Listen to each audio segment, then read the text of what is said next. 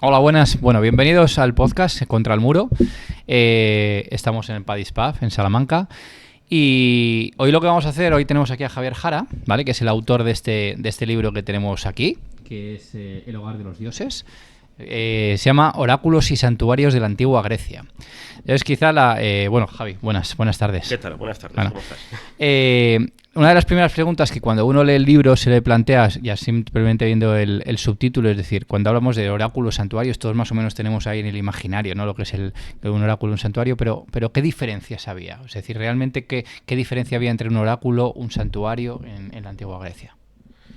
Bien, hay que tener en cuenta que los antiguos griegos tenían una especial conexión en todo momento con sus divinidades, ¿no? Con sus dioses. Y esta conexión se materializaba siempre en lugares físicos, ¿no? En lugares muy concretos, que eran santuarios, ¿no? Eran espacios sagrados en los que los peregrinos acudían para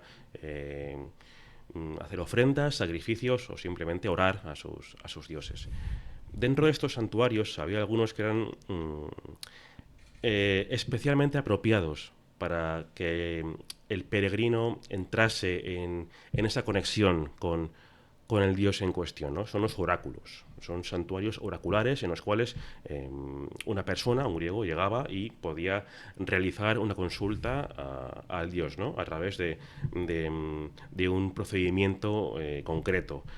Estos santuarios oraculares, por lo general, tenían un templo principal en el que un sacerdote o una sacerdotisa, un personaje determinado, hablaba por boca del dios. De modo que el griego, el peregrino, llegaba, hacía una pregunta, eh, este personaje que hacía de vínculo se la trasladaba, por así decirlo, a la divinidad, y la divinidad le contestaba.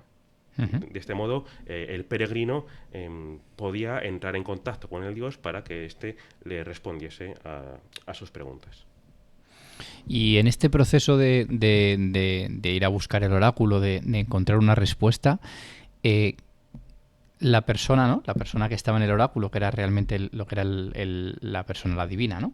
Sí, por ejemplo. Esto, cuando hablamos de unos oráculos, y quizá el más importante, o por lo menos los que tenemos en la imagen, es quizá el oráculo de Delfos, que es el más importante, eh, había una mujer. Sí. Eh, ¿Cómo puede ser como la sociedad griega, que era como muy patriarcal, ¿no? Es decir, Desde luego. en este sentido, ¿cómo puede ser que una figura tan importante y sobre todo con tanta trascendencia? Porque claro, normalmente las decisiones de esta pitia, ¿no? De esta divina, La pitia. esto eran prácticamente vinculantes, ¿no? La gran mayoría de las veces. ¿Por qué una mujer es tan importante cuando en la sociedad realmente no era tan decisivo, ¿no? El papel de la mujer? Es realmente curioso que en un mundo, como has dicho, patriarcal como era el de la antigua Grecia, la mujer ocupara un lugar tan relevante en un espacio tan importante como era el oráculo de Delfos. Pero parece ser que todo tiene un trasfondo mitológico, ¿no? Porque Delfos era un santuario que estaba dedicado al dios Apolo, ¿no? Era Uh-huh. Apolo, que era además el dios más con el que más se vinculaba la adivinación. Y Apolo era conocido en el mundo mitológico griego por tener mala suerte con las mujeres. Cada Ajá. vez que Apolo se enamoraba de una mujer, eh, eh, la mujer en cuestión siempre terminaba o pasando de él o siempre había algún impedimento para que Apolo no consiguiera acceder de manera carnal a la mujer. Y quizá el ejemplo más paradigmático sea el de aquella ninfa a la que Apolo le promete el don de la profecía a cambio de que ésta se acueste con él. Uh-huh. La mujer en cuestión, la ninfa, accede, dice, de acuerdo, dame el don de la profecía y yo, bueno, pues tendré intercambios carnales contigo, ¿no? Y una vez que esta mujer adquiere ese don, se lo piensa dos veces y dice, mira, prefiero no dejarlo como estamos. Y entonces, bueno, desde entonces se considera que la mujer es más adecuada que el hombre para ejercer de profetisa, ¿no? en el santuario de Delfos. En cualquier caso, en el mundo griego quizás sea la esfera religiosa la única en la que la mujer tiene un papel ligeramente prominente en comparación con el hombre. En el resto de ámbitos, como sea el militar, el político, en Claro. cualquier ámbito social, la mujer está totalmente relegada a un segundo plano. Ah. Y esa mujer, o sea, quiere decir, tenía que tener una serie de características concretas. Es decir, podría ser cualquier mujer o tenía que tener algo en concreto, algo particular para poder ejercer esa función. Según nos comentan algunas fuentes antiguas, como Diodoro de Sicilia, en origen la Pitia de Delfos, la profetisa, si queremos llamarla así, tenía que ser una muchacha virgen, de edad corta y virgen, ¿no? Que tiene un aura de pureza que es lo que se asocia siempre a la divinidad. Pero dio la casualidad de que en una ocasión uno de los consultantes, un señor llamado Equécrates, que procedía de la región de Tesalia, al norte de Grecia, se enamoró de la profetisa. Se enamoró hasta el punto de que después la persiguió, la alcanzó y la violó. Desde entonces, los administradores del templo de Delfos decidieron que en lo sucesivo la Pitia, la profetisa, tendría que tener como mínimo 50 años. Esto quiere decir que sea menopáusica, ¿no? Para no atraer Vale. Uh-huh. al sexo opuesto. Esto evidentemente es una invención, ¿no? La profetisa, la Pitia, tenía que ser una mujer culta, tenía que ser de Delfos, tenía que ser de buena cuna y tenía que ser conocedora de los vaivenes políticos que existían a su alrededor, ¿no? Para poder dar una respuesta determinada a sus consultas. Y esto además tiene más sentido si tenemos en cuenta que la palabra Equécrates, que era el nombre de este violador, significa precisamente el que viola. Caray. Nadie en su sano juicio pone a su hijo el nombre el violador, sí, ¿no? Sí, sí. Exacto. Así que Sí. bueno, es una más de las invenciones que encontramos en las fuentes escritas de hace más de 2000 años. Antes, cuando se estaba explicando el origen de lo de los, o las diferencias, ¿no? Que había un oráculo o un santuario, hablabas del procedimiento, ¿no? Es decir, cómo era el procedimiento de adivinación. Bueno, pues ahora, por ser un poquito más concreto, quizá, o sea, cómo era quizá todo el proceso, así un poquito más detallado, cómo era el proceso de llegada, o sea, es decir, de la persona que llega, de cómo bueno, cómo esa persona le pregunta a la Pitia qué había, si había algún tipo de acto o de algún tipo de manifestaciones que se tenían que hacer, o bueno, hasta el final, hasta que realmente le da la respuesta final y la persona que vaya pues se va con esa respuesta. Había un día muy determinado para hacer las consultas, que era el día 7º de cada mes. Esto es porque supuestamente Apolo nació en el mes 7. Uh-huh. Algunos dicen que en el día 7 del mes 7, pero no estamos seguros. Bueno, en cualquier caso es mitología. Pero en el 7º día de cada mes el santuario se abría al público, ¿no? Uh-huh. Se abría y allí iban los consultantes a hacer cola. Generalmente eran individuos poderosos, ¿no? Porque tenían que costearse el viaje, la manutención propia y de sus acompañantes, hasta el santuario de Delfos, ¿no? Una vez que se abre el templo, cada consultante, cada peregrino tenía que hacer una donación un poco obligatoria, ¿no? Tenía que contribuir a las arcas del templo. Lo que hacía era comprar una galleta que se hacía con trigo y con miel. Uh-huh. Pagaba una cantidad, cada año iba variando y comenzaba el camino llamado Vía Sacra, la Vía Sagrada, un camino sinuoso hasta la entrada del templo de Apolo, donde estaba la Pitia. Una vez que llegaban hasta la puerta del templo, lo que tenía que hacer el peregrino era quemar esa galleta. Es un sacrificio que se ofrecía al dios Apolo. Uh-huh. Mientras tanto, los sacerdotes del templo tenían que coger a una cabra blanca y echarle agua fría por la cabeza. Si la cabra temblaba por el frío, se consideraba que Apolo daba su visto bueno para ser consultado. Si no temblaba, pues no daba su consentimiento. Esto después dio lugar a ciertas corrupciones, ¿no? A que la gente cogiera agua demasiado fría para que la cabra temblase o, bueno, otro tipo de triquiñuelas, como siempre ha habido, ¿no? En caso de que temblase, como digo, se abrían las puertas del templo y los peregrinos podían pasar uno por uno. Antes de esto, la Pitia tenía que sumergirse en la fuente sagrada que había junto al templo, la fuente Castalia, considerada también sagrada.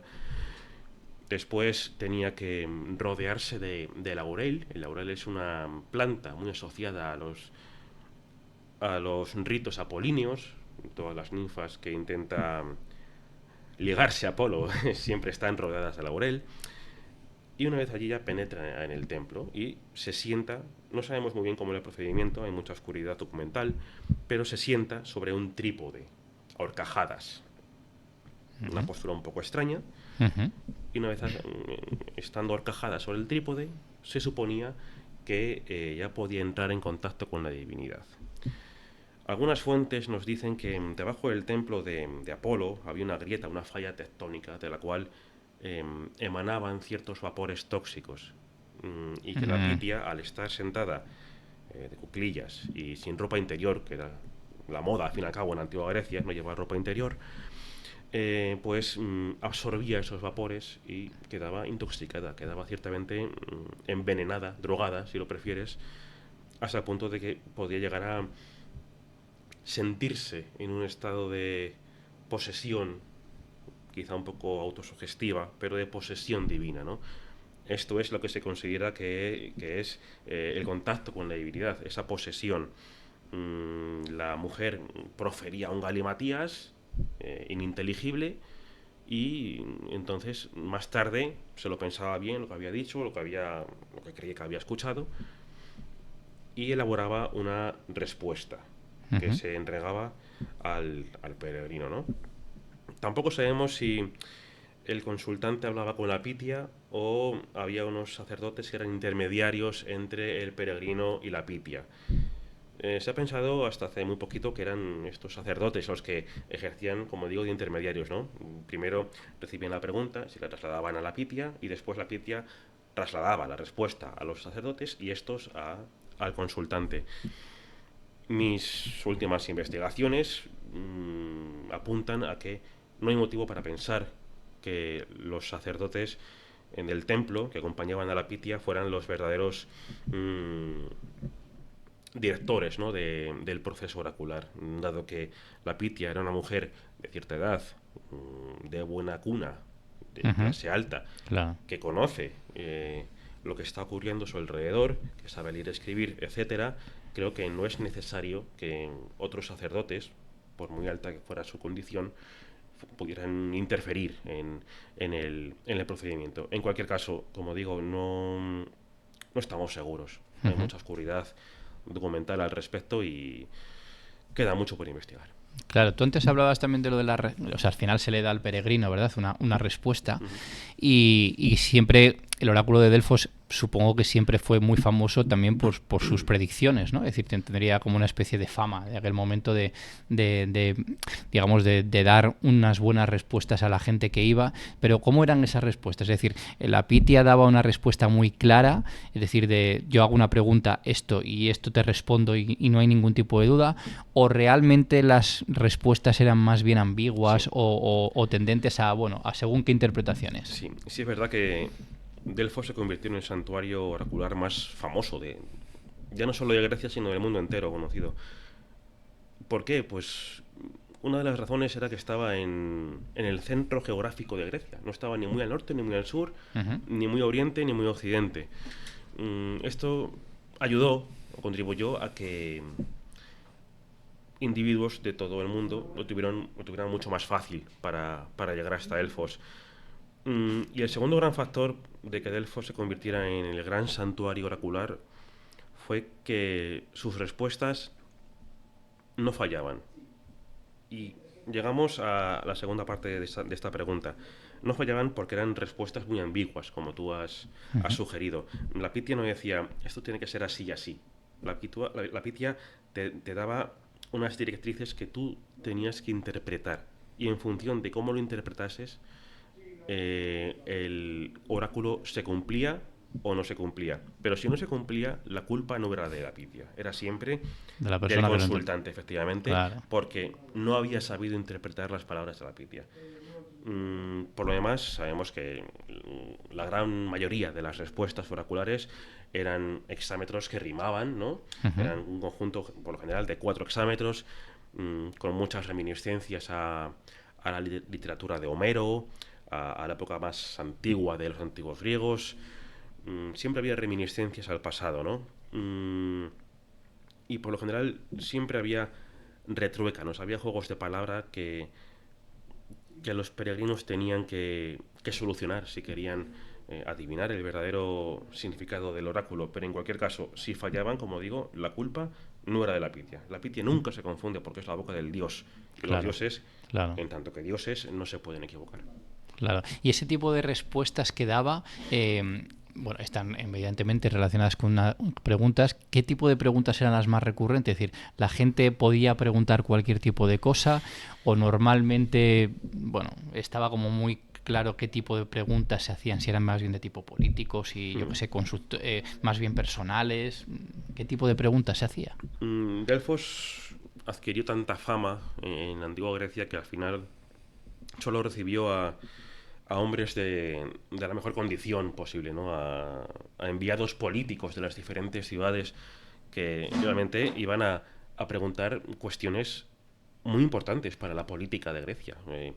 Por ejemplo, Esparta, que era uno de los estados que mejor relación tenía con, con Delfos, tenía dos personajes, no eran magistrados, pero eran dos personajes elegidos por los reyes que tenían como cometido el ir el encargarse de las relaciones con Delfos, porque eran extremadamente importantes para la supervivencia de la propia ciudad.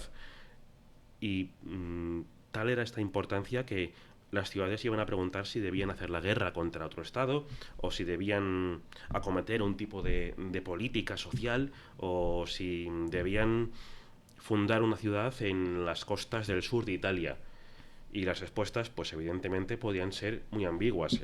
Quizá el oráculo más famoso que nos ha llegado es el que se concedió a Creso de Lidia, el rey de los lidios, que fue a preguntar si debía hacer la guerra contra los persas, ¿no? Que los tenía al otro lado del río Alis. Y la Pitia contestó que si Creso cruzaba el río Alis, derrotaría a un imperio. Creso dijo, estupendo, voy a cruzar el río y voy a ganar a los persas. Lo hizo, cruzó el río Alis y el imperio que salió derrotado fue el suyo propio. Este es un ejemplo de que el consultante no supo interpretar bien las palabras de la Claro, Pitia. La claro, Pitia no se confundió, porque un imperio claro. salió derruido, pero no fue el persa, Ujú. fue el imperio de Creso, el imperio lidio. O en las preguntas sobre asuntos de colonización, tenemos una respuesta que envía al líder colono a fundar una ciudad allí donde el macho cabrío moja sus barbas en la ola salada. ¿Y esto qué sentido tiene? Ningún animal bebe de agua del mar, ¿no? Porque es agua salada.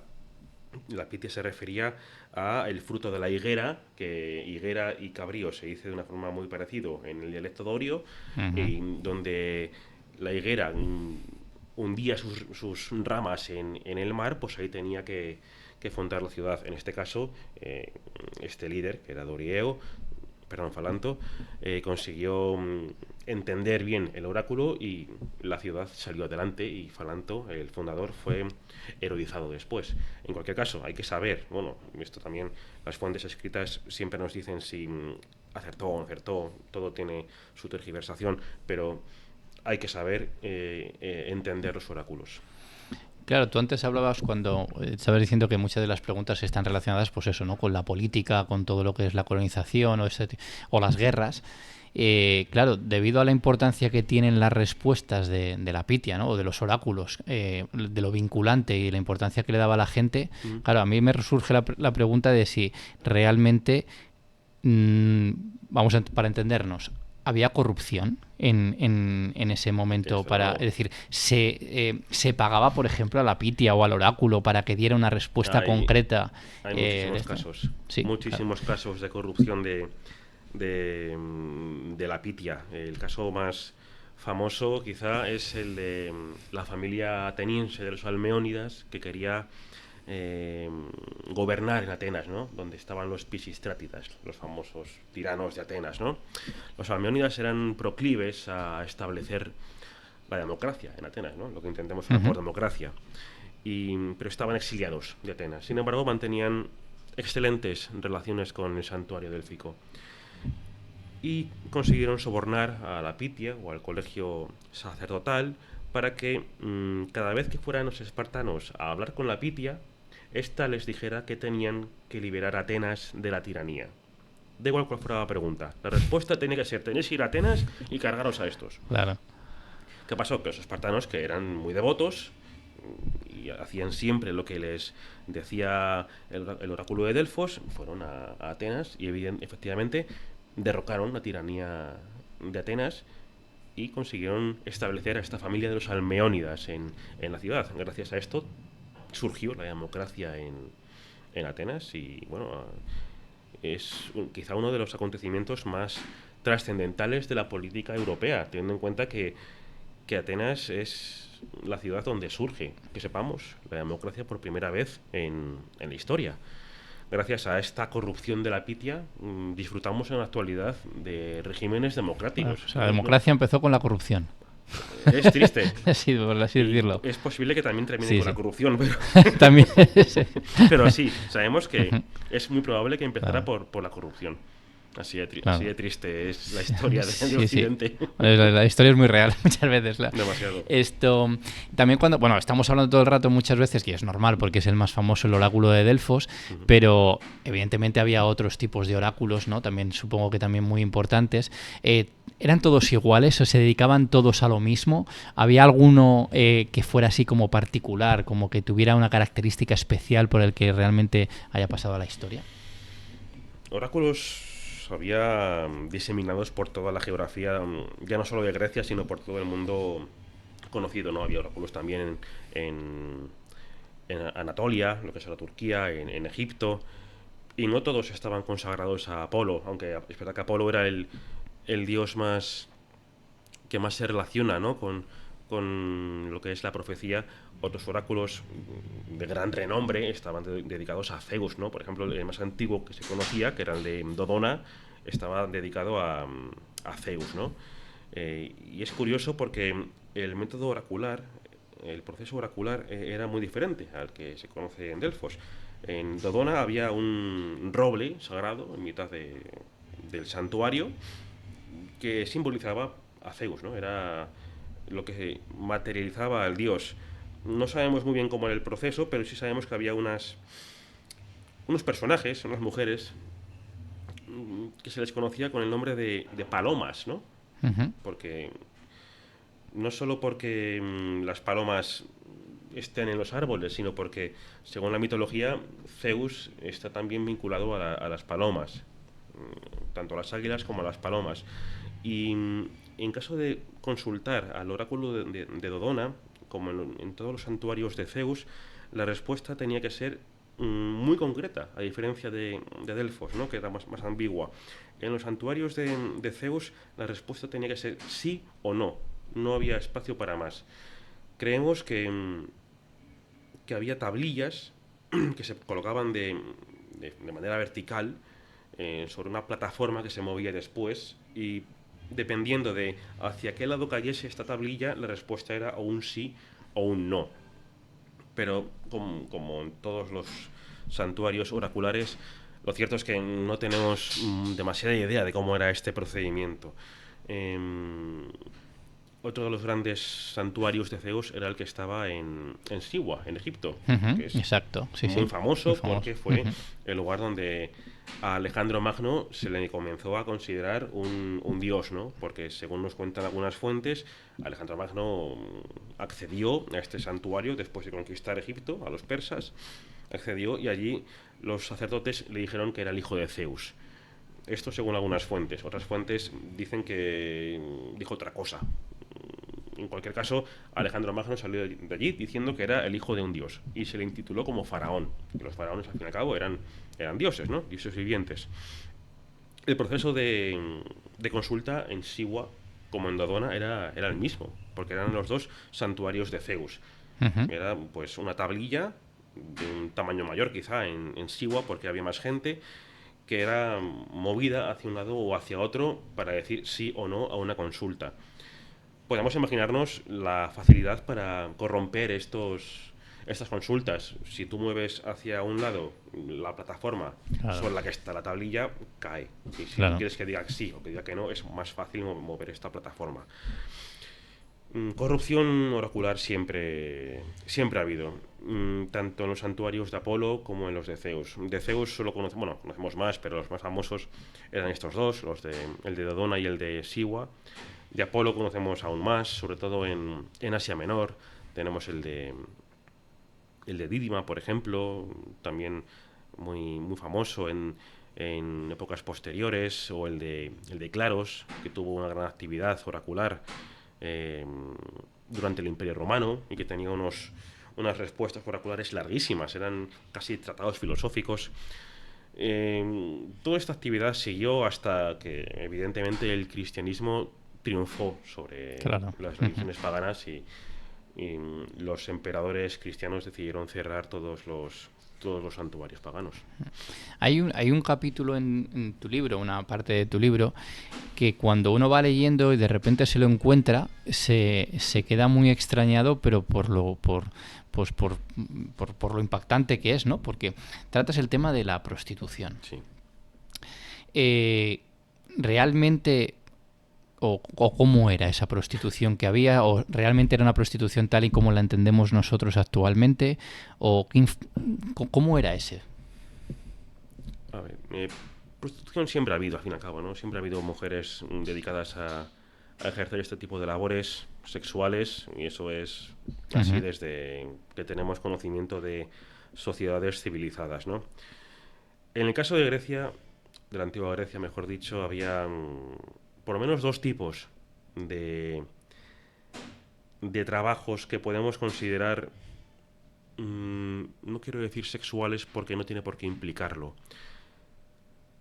Existían prostitutas, las llamadas pornai, de Ujú. donde viene la palabra porno, Ajá. que eran mujeres simplemente las que se pagaba y, bueno, pues consentían para tener relaciones sexuales. Pero luego había otras mujeres cuyo cometido era acompañar a los hombres, por ejemplo, en simposios, ¿no? En cenas con otros prohombres o con otros hombres de la misma clase social que se reunían en una vivienda para hacer un banquete, emborracharse, jugar y quizá recitar poesía y tocar algún tipo de instrumento musical, ¿no? Estas mujeres, las llamadas heteras o etairas, como se quiera decir, eran mujeres de una gran cultura, que eran versadas en el dominio de la poesía, de la oratoria y de la música, que acompañaban a estos hombres, pero cuya compañía no tenía por qué implicar un acto sexual. Eh, el beneficio que conseguía el hombre que pagaba a estas mujeres era dotarse de una acompañante Ujú. válida para estos simposios, ¿no?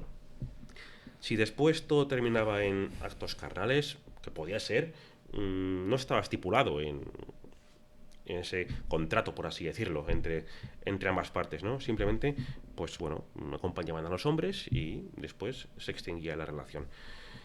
En Corinto existía un santuario, no era oracular, pero un santuario de Afrodita, al que las fuentes erróneamente vinculaban con la prostitución, ¿no?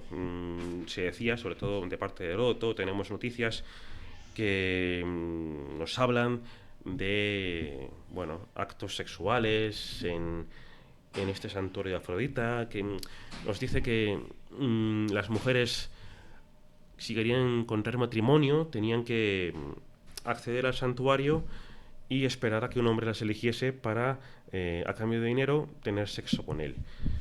Esto sabemos ahora que es una noticia falsa, ¿no? Es una noticia que procede del mundo mesopotámico, donde efectivamente en los santuarios de Ishtar, que es la Ujú. diosa oriental, de la cual procede Afrodita más tarde, sí que existían ciertos rituales, en los que algunas mujeres tenían que ir al santuario o al templo en cuestión a esperar a que un hombre las eligiese y fornicar con él a cambio de dinero. Pero no tenemos constancia fehaciente de que eso ocurriese en la antigua Grecia. Y lo que hace Heródoto es trasladar las costumbres mesopotámicas u orientales al mundo griego, sin tener, hasta donde sabemos, demasiada idea. ¿Que el santuario de Afrodita tenía vinculación con las mujeres? Sí, la tenía. De hecho, tenemos noticias de, en el transcurso de las guerras médicas, cuando estaban todos los hombres marchando hacia la batalla, en Corinto las mujeres de toda condición, tanto prostitutas como mujeres que no eran prostitutas, pues iban a rezar, a orar, a hacer sus plegarias a su diosa para que los hombres volvieran sanos y salvos de la batalla contra los persas. ¿Quiere esto decir que todas las mujeres que iban al templo de Corinto, al templo de Afrodita, eran prostitutas?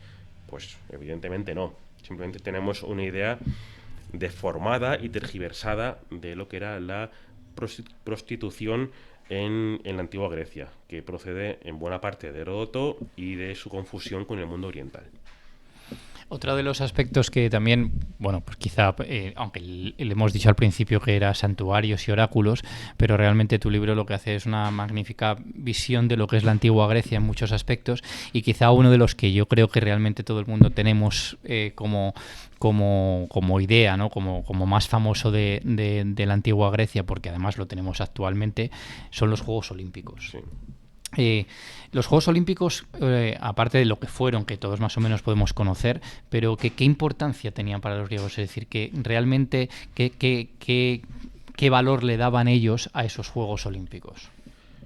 El deporte formaba parte de la vida social de los griegos. Y era igual que un hombre pagaba impuestos o participaba en la guerra, también tenía que participar en certámenes deportivos. Era parte de la idiosincrasia del griego, ¿no? Las competiciones agonísticas en las que los griegos intentan ser mejores que el resto, por así decirlo, ¿no? Es una reminiscencia del ideal homérico, ¿no? De cómo Aquiles intenta ser el mejor de los hombres y aún así, aun sabiendo que va a morir, va a Troya sabiendo que será recordado aunque vaya a morir. Ese sentimiento semi-heroico permanece en el ideario posterior de la antigua Grecia y se transforma en esa asistencia a los certámenes deportivos. De hecho, los Juegos Olímpicos, que son los Juegos panhelénicos deportivos más antiguos que conocemos, se instituyeron en el siglo VIII a.C. Estamos hablando prácticamente de la configuración de la antigua Grecia, ¿no? De la configuración de la polis.